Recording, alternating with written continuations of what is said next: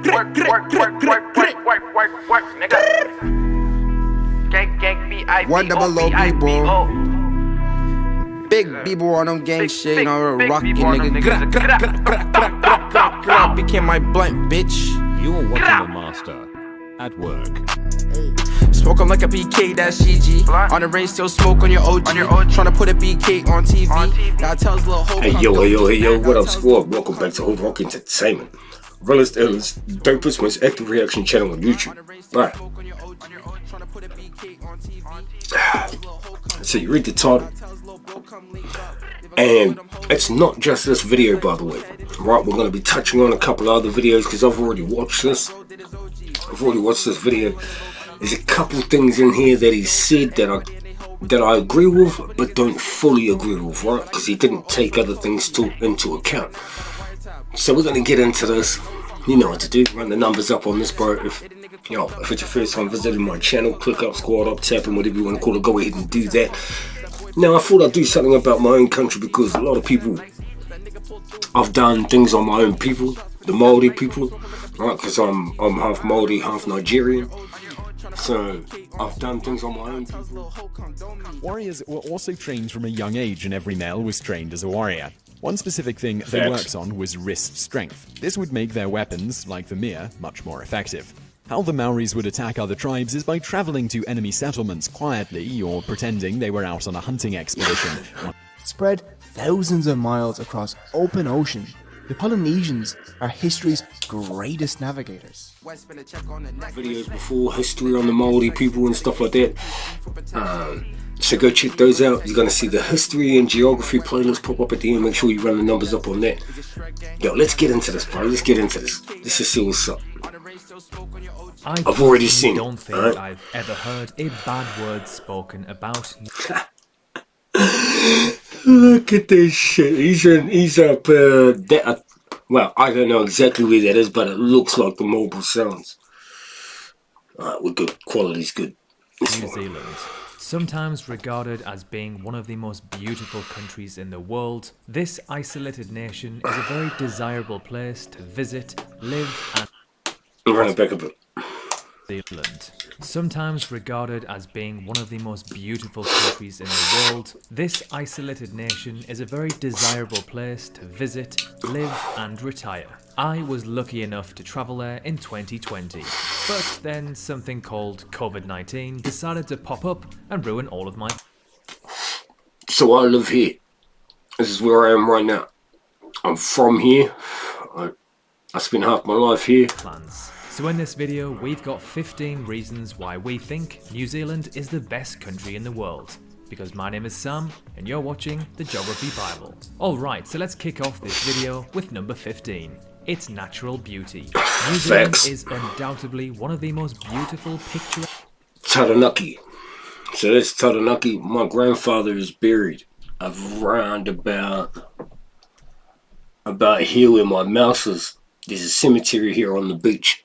That's where my mother's father, my grandfather who raised me, that's where he's buried.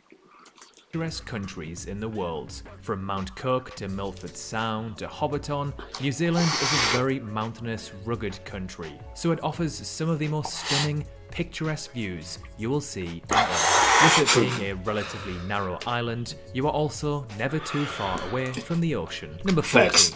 Its climate. New Zealand has a largely temperate... So this is what people ask me about a lot. People tripped out that we got snow. I've had people say, bro, do you get snow in New Zealand? I'm like, what the fuck do you mean do we get snow? Half the country is mountainous, bro. As you've seen in this picture here.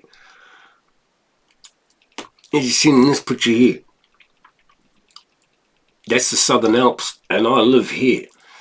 But don't get it twisted, because in the winter it gets to like -6 to -10 degrees, where in the summer it gets to like 25 to 30 degrees every day. You know what I mean? So you can swim at the beach, go skiing, all that shit. And ruin all of my plans. So in this video, we've got 15 beautiful, picturesque countries in the world, from Mount Country on Earth. The ocean. Number 14. Its climate. Here we go. New Zealand has a largely temperate climate.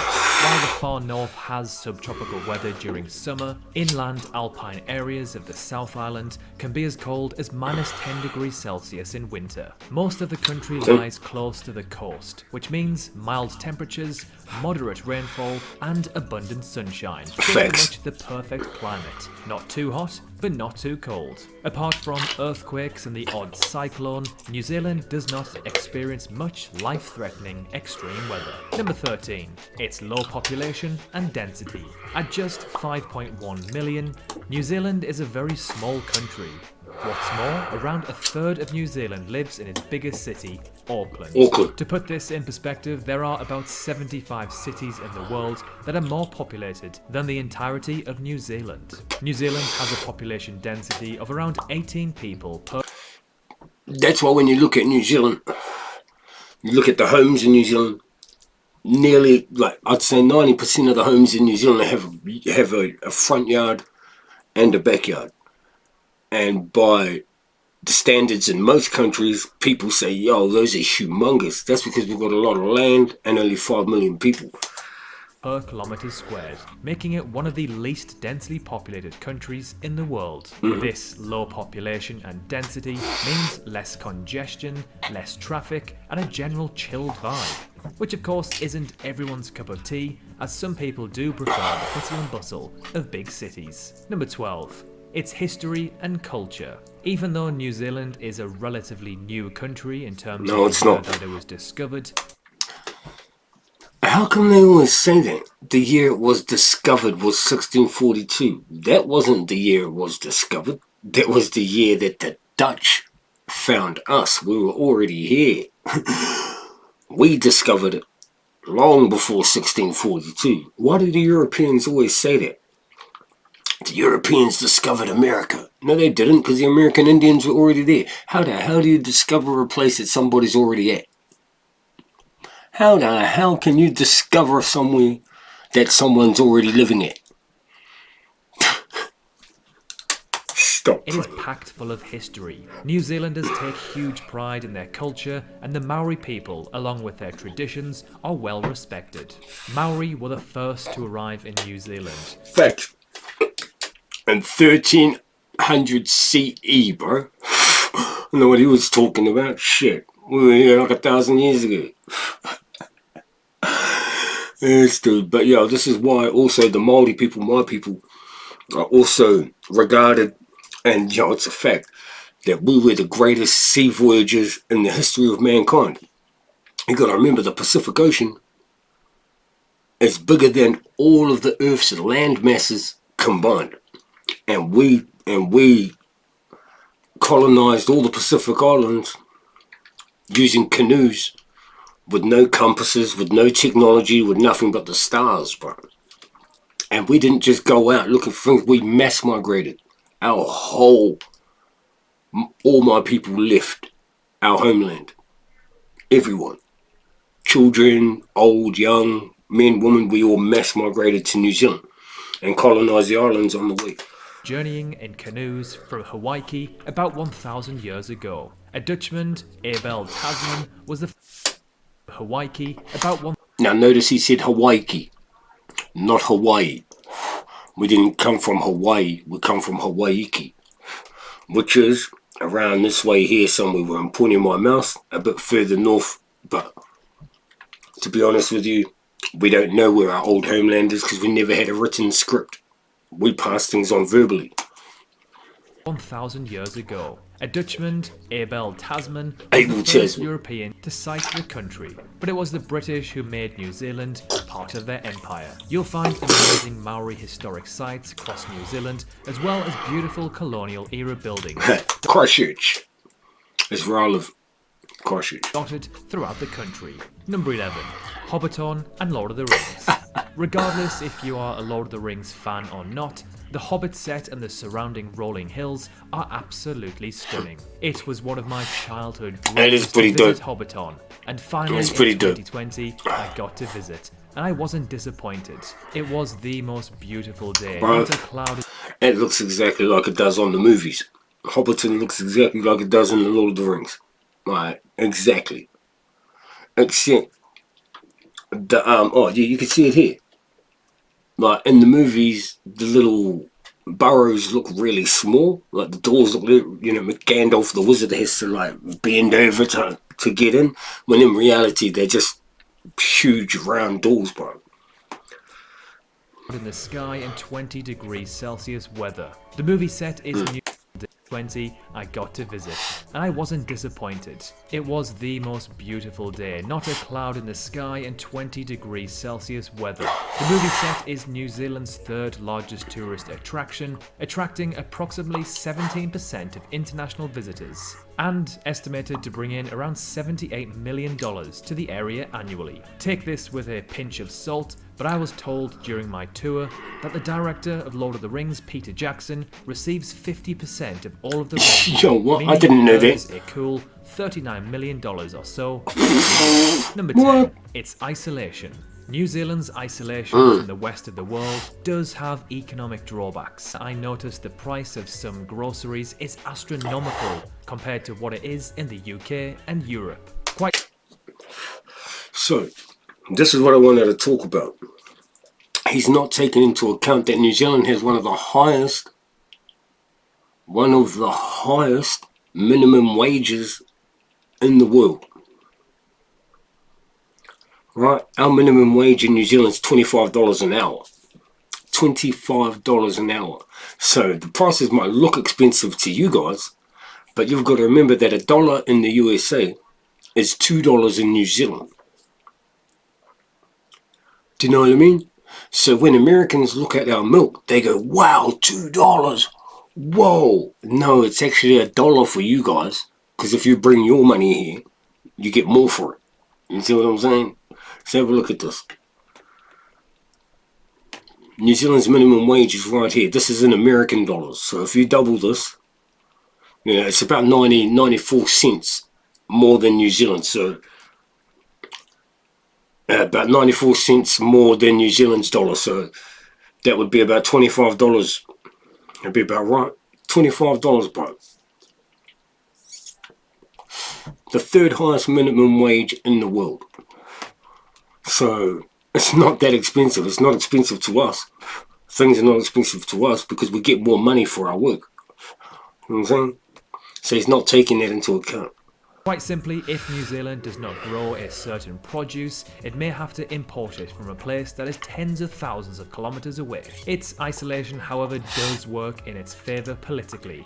Apart from Australia, who is like its older big brother, New Zealand doesn't really have any neighbours. And any neighbours it does have... Look at my country. Look how dope my country looks. Just look at that picture for a sec. Take that in. So, I was born and raised here. I spent half my life here. I moved up here and went to school. Then I lived up here in Auckland. Now I live down here in Christchurch. Like Fiji are not world superpowers. Compare this to the likes of India, who have the nuclear superpowers of Russia, China, and Pakistan on their doorstep. Number 9. It's beaches.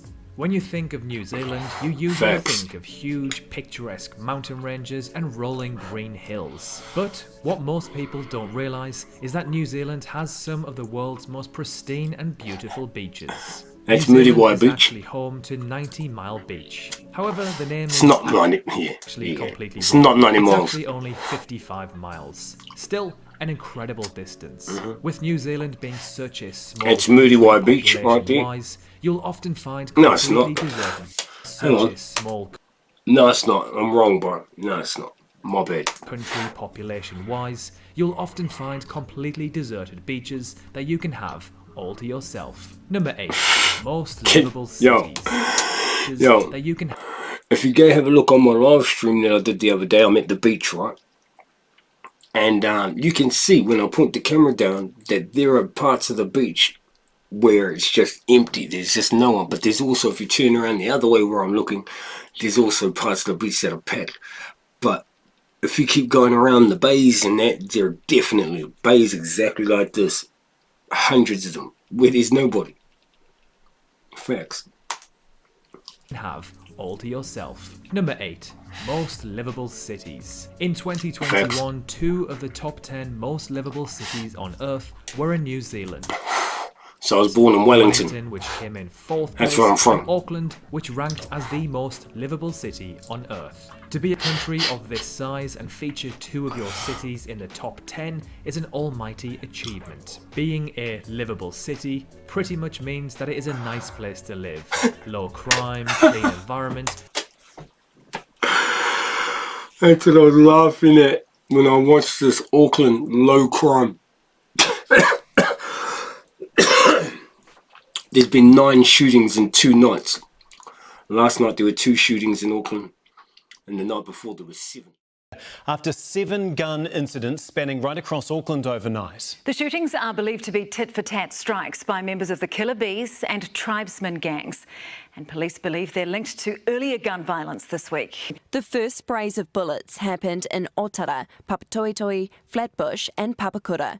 All 4 shootings played out in the space of an hour from 6:40 last night. Police then responded to another shooting in Te Atatu at 9:20, followed by 2 more in Henderson and Mount Albert. Police still don't know how many offenders they're looking for. The victim is believed to be a mongrel mob member. Locals say tensions between rival gangs have been escalating here in recent months, sparking fears of more gang violence to come. There are 2 gangs at war in Auckland at the moment. Yo, Hawani, if you're watching this, be safe, bro, for real. And job opportunities are usually the main factors to contribute to a livable city. It must be noted, however, that when the 2021 rankings were released, New Zealand at the time was one of the only countries to pretty much stomp out COVID-19, meaning its citizens live a mostly lockdown-free life. Yeah, that changed. Now, of course, since then, things have changed. Number 7, low corruption. New Zealand is one of the least corrupt nations on Earth. In fact, it usually battles Denmark and other Nordic countries for the top rankings in the world. Shout out Sweden. 2021, New Zealand ranked... Look at this. Sweden's up there too. Sweden's the 6th safest country to live in, apparently. As the equal least corrupt... But don't get that twisted, because it's also... if you're hanging around in, like, say, Stockholm, Rinkeby, and shit like that, war zone type shit. corrupt country in the world, alongside Finland and Denmark. As mentioned earlier, New Zealand doesn't really have any enemies, and because it isn't a nuclear power, has a relatively small economy. You hear that? Enemies, and because it isn't a nuclear power, has a no nuclear power, relatively small economy and population, it rarely finds itself getting involved with foreign affairs. Number 6, a relatively small country that offers everything. That's an understatement. Lots to do. That's an understatement, bro. We've got cities, right? Huge cities like Auckland, Wellington, Christchurch, where I live now. Humongous cities. But we've also got every outdoor activity you can think of, bro. If you can think of it, we've got it here, bro. Everything. I mean it. With foreign affairs. Number 6, a relatively small country that offers everything. Although New Zealand is rather remote and small, it offers a wide variety of activities. No, what's he doing? Although New Zealand... Where is he taking our country? Number 6, a relatively small country that offers everything. He moved our country from here.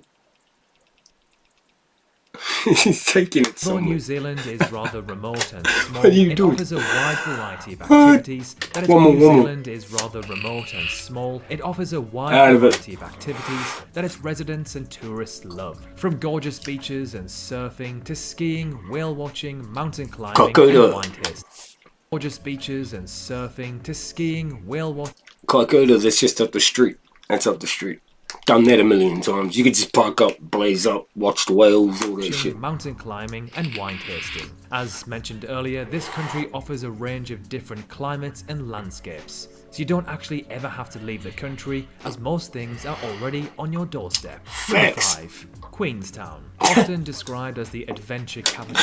I laughed when I saw this because I was like, Queenstown? Why has Queenstown got its own special little spot on here? Queenstown in Auckland. What's this? What the fuck? You could have put any town in New Zealand on this map, and it would be dope. like it's fire, right? But you got to remember, just like anywhere else in the world, there's hoods, there's gangs. You know what I mean? There's violence, there's all of that. In every single country, there's low income areas. I know everyone might be on $25 an hour if you're working, but when that's normal, the people that are not on that are out hustling, grinding, you know what I mean? Because like the prices match the shit that we're getting paid. So it's just like any other country. It might look like we're getting more money, but our prices are higher too, so it equals out to be just the same as anywhere else in the world. But yo, I've said this many times, people are like, New Zealand's safe, bro. And it is. It's one of the safest countries in the world. But they don't judge that based on the people that live here. They judge that based on how safe it is for travelers. So if you're a tourist coming here, of course it's one of the safest countries in the world. You can come here, look at all the sights, get all the beautiful, do all the awesome things that we've got to do, and you can go home. But if you live down here in the hood and you're gangbanging, well, that's a different story, right? Of the world, not only does it offer activities for thrill seekers such as skiing, bungee jumping and skydiving, it is also one of the coolest and most beautiful looking cities. Look at Queenstown. I remember, because this is about 6 hours drive away from where I am, and I remember getting stranded down there. I got arrested down here, right? I was down there for a weekend partying, and I got arrested down here, and I missed my ride back. And when I got bailed, I had no wallet, because all my shit was still in the whip that we came down in. So, I mean, I had no wallet, I had no phone, and I was stuck in a town that I didn't know anybody. I was like, what the fuck? So you know who helped me? The church. I walked into the church and asked them for help, bro, and they helped me. Even though I was a gangbanger and I had my gang colours on and all that shit, they still helped me, bro. Shout out to the Salvation Army, bro. Queenstown sits on the shore of Lake Wakatipu, among dramatic alpine ranges. Those alpine ranges are called the Remarkables. A popular holiday and backpacking spot for any time of the year. Queenstown is renowned for its popular holiday. And where this is here, see, where he's standing, there's a base jumping thing there. You can jump off and paraglide, and you can do all that shit. Parachute down to the fields, all of that. Backpacking spot for any time of the year. Queenstown is renowned for its 4 distinctive seasons. Winter brings crisp blue sky days with snow perfect for skiing. Spring retains the snow but blooms into longer, warmer days. Summer offers sunshine and long twilights, and autumn a burst of brilliant red, orange and gold. So you can come all year round. Purpose. New Zealand ranks 3rd in the world when it comes to social purpose. Facts. Now, what exactly is social purpose? Well, it's the country's attitude and actions towards a variety of social attributes. Look at this. Animal. Look at this, bro. So 99.4, so basically the whole country are in support of animal rights. 88% of the country are in support of human rights. 100% of the country are in support of the environment, environmental issues. 100%. Can you imagine that? We're the only country in the world that every single citizen, everyone, regardless of being a businessman, a gang member, a homeless person, whatever, every single person cares about the environment, bro. Look at the shit. Take that in when you get the time.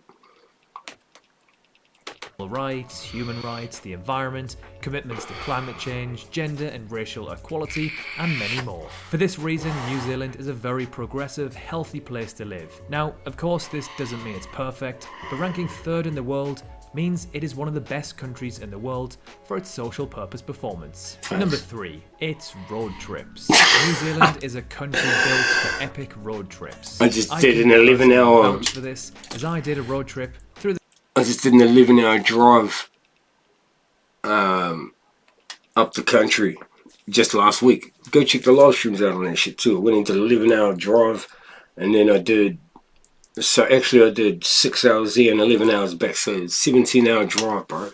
And yeah, he's right, it's beautiful, bro.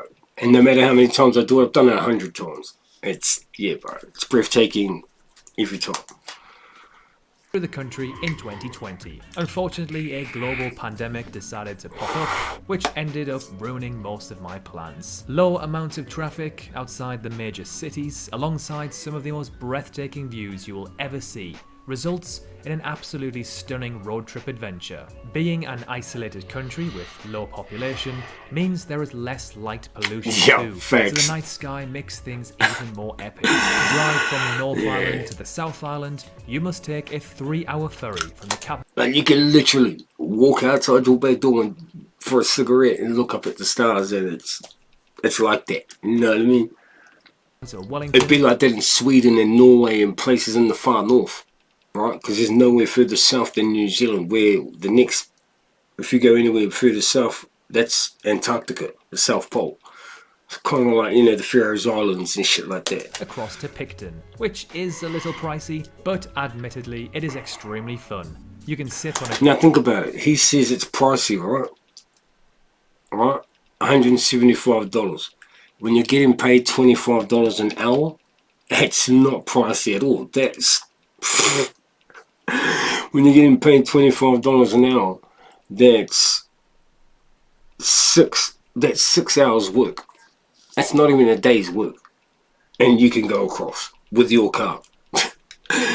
You know what I mean? A glass of wine as you float past the incredible fjords. Number 2, its chilled, laid-back vibe. Its isolation, low levels of corruption and crime, low population and density, alongside a society that is friendly, open-minded and welcoming, means that New Zealand is an extremely safe, chilled place to live, work and study. If you're looking for a busy city or country with a booming economy... Yo, so... this is Auckland. You see the Sky Tower here? You can actually bungee jump off that. That's a casino. And restaurant. There's the restaurant up here. And casino and shit.